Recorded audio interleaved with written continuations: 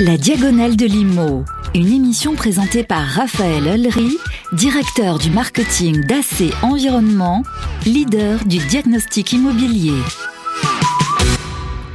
Bonjour à toutes et à tous. Peu à peu, nous nous rapprochons inéluctablement d'un élargissement législatif du diagnostic déchets aux réhabilitations de bâtiments, alors que ce diagnostic était déjà obligatoire avant tous les travaux de démolition.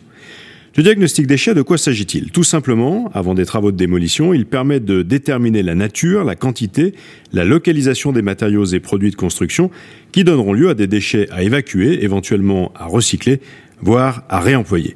Ce diagnostic vise à assurer une bonne gestion des déchets du chantier et contribue à la protection de l'environnement, ainsi qu'à la préservation de la santé des travailleurs et des riverains.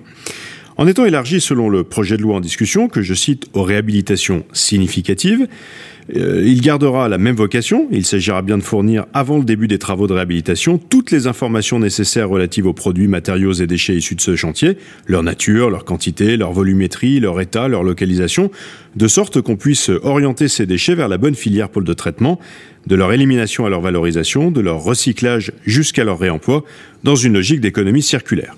Il n'empêche, le projet de loi en passe d'être adopté laisse en suspens plusieurs inconnus qu'il faudra bien résoudre ou lever par voie réglementaire.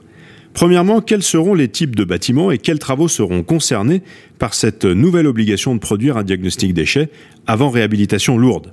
Autrement dit, qu'entend-on par rénovation significative et au fond qui contrôlera ou appréciera après coup a posteriori des travaux si la réhabilitation était assez significative pour mériter ou non un diagnostic déchets préalable?